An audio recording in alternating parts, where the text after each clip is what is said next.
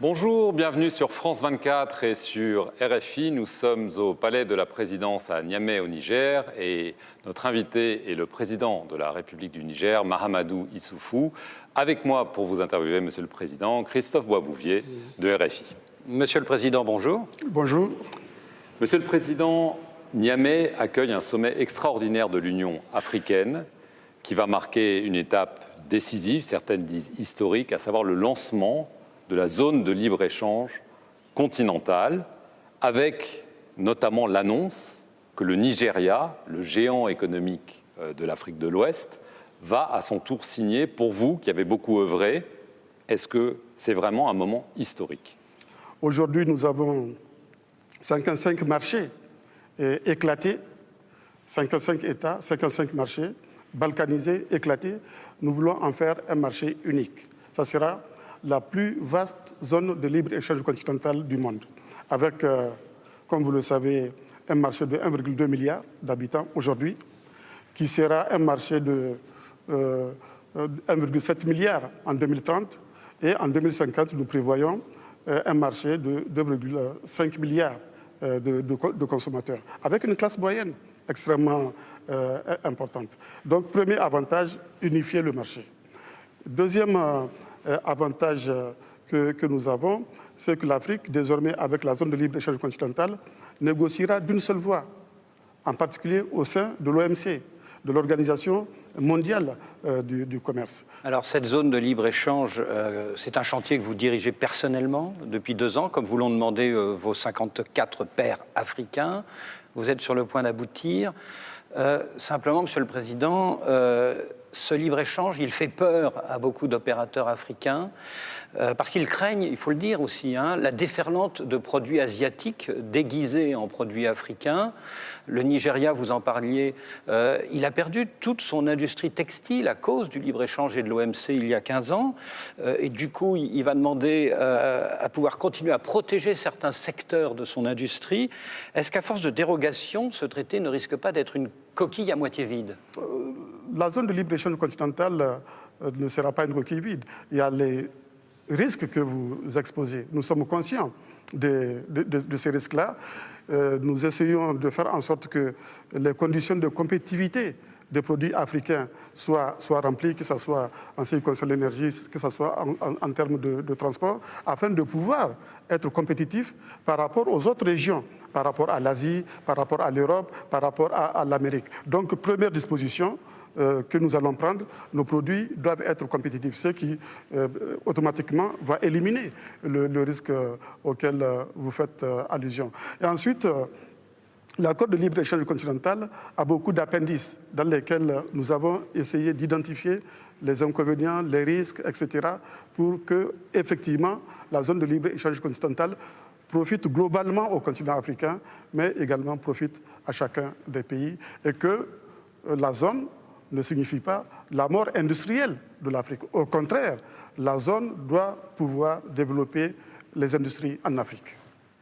Monsieur le Président, je veux en venir à la situation sécuritaire. Le groupe État islamique dans le Grand Sahara a revendiqué une attaque il y a quelques jours contre une base militaire à Inates, près de la frontière malienne, qui a fait 18 morts parmi les soldats. Mi-mai, 28 soldats avaient déjà été tués dans une opération similaire.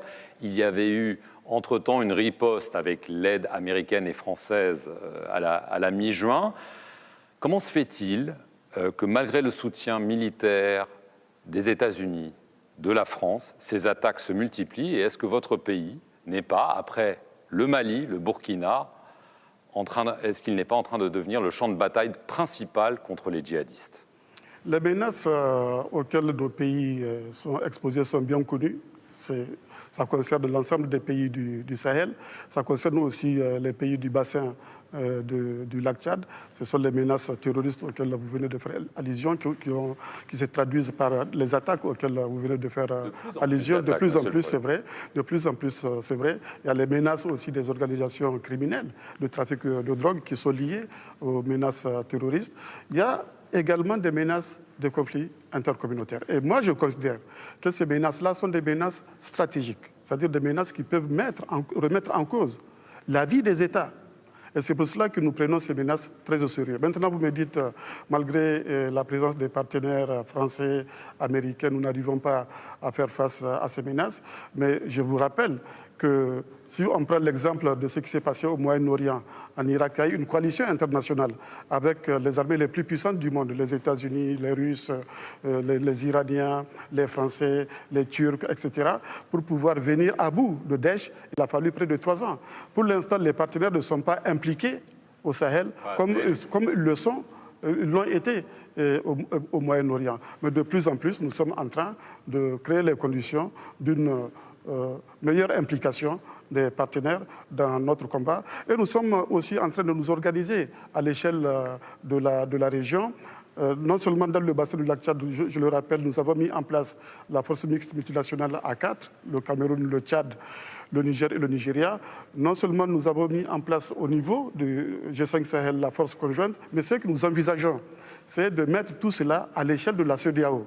Et c'est pour cela que le dernier sommet de la CEDEAO a décidé de convoquer un sommet extraordinaire sur la sécurité très prochainement à Ouagadougou afin de mutualiser davantage les capacités opérationnelles, les capacités de renseignement à l'échelle de la région, à l'échelle de la CEDEAO. Et nous prévoyons également d'impliquer davantage nos partenaires extérieurs dans la lutte contre cette menace qui ne concerne pas seulement que notre région, elle concerne le monde. Le combat que nous menons, nous le menons pour le monde entier. Parce que si un jour le Sahel est occupé par les terroristes, le Sahel est frontalier avec l'Europe. L'Europe va être atteinte et c'est le monde entier également qui sera menacé. Je reprends une phrase cruelle de notre confrère Le Pays. Beaucoup se demandent si le G5 Sahel, la force G5 Sahel, n'est pas plus à l'aise dans les rencontres internationales que sur le théâtre des opérations. Certes, ce n'est pas suffisant. Nous voulons faire plus. N'oubliez pas qu'on a fait une réunion à Bruxelles au mois de février 2018 pour mobiliser les ressources financières au niveau international afin de financer cette force conjointe, afin qu'elle soit pleinement opérationnelle. Et en particulier, pleinement opérationnelle veut dire qu'il faut qu'elle soit bien équipée, y compris en matériel lourd. C'est en cours actuellement. Et une bonne partie du matériel est déjà acquise. Nous allons poursuivre de créer les conditions d'opérationnalisation de cette force conjointe. Et dans 6 mois, quand le Niger sera au Conseil de sécurité de l'ONU, vous allez plaider pour que cette force bénéficie d'un financement pérenne de l'ONU, mais voilà 2 ans que vous essayez de convaincre votre partenaire américain, vous n'y arrivez pas. Est-ce que ce n'est pas perdu d'avance comme combat? Nous n'allons pas nous lasser de continuer à nous battre pour que la force conjointe ait un financement pérenne, parce que comme je l'ai dit, la sécurité est un bien public mondial. Nous nous battons pas seulement pour nous, nous nous battons ici dans le Sahel pour le monde entier, et je ne désespère pas que nous allons convaincre nos partenaires américains. Et en tout cas, le Niger utilisera sa position de membre non permanent à partir de 2020 du Conseil de sécurité pour faire prévaloir cette position. Il faut un financement pérenne pour cette force, multilatéral pour cette force. Regardez, la MINUSMA qui est présente au Mali est financée par les Nations Unies à hauteur de $1 milliard. Nous n'avons pas besoin d'$1 milliard pour faire fonctionner la force conjointe. Il suffit qu'on nous affecte une partie de ces ressources-là pour pouvoir rendre opérationnelle la force conjointe. À défaut, ce que nous proposons, c'est qu'il y ait une coalition internationale de pays pour lutter contre le terrorisme au Sahel, comme il y a eu une coalition internationale pour lutter contre Daesh au Moyen-Orient.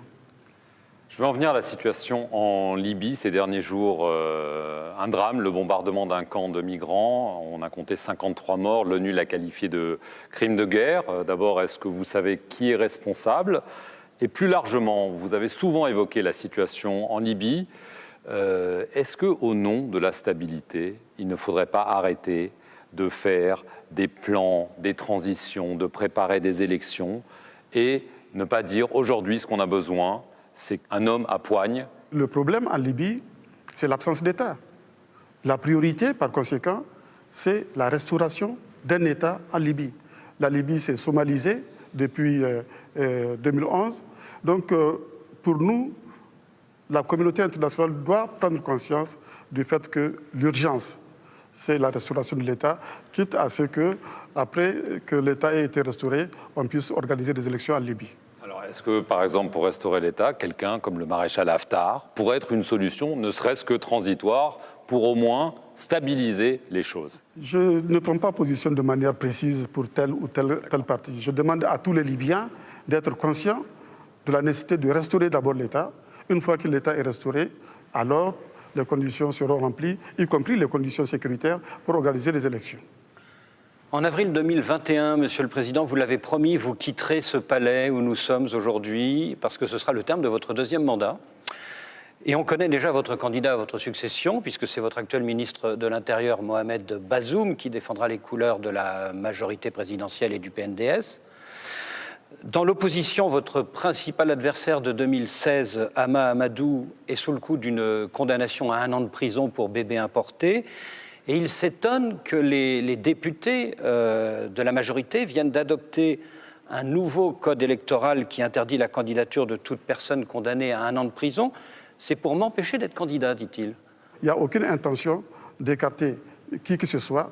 Il y a des dispositions légales qui sont anciennes et peut-être même qui ont été adoptées par celui auquel vous faites allusion. Les lois sont des lois impersonnelles. On ne fait pas de loi sur mesure. Donc nous essaierons d'organiser les élections conformément aux lois de la République du Niger, dans la transparence et en faisant tout pour que ces élections soient inclusives. Merci, Monsieur le Président, de nous avoir accordé cette interview. Et merci à vous de nous suivre sur RFI et France 24. Je vous remercie. Merci beaucoup.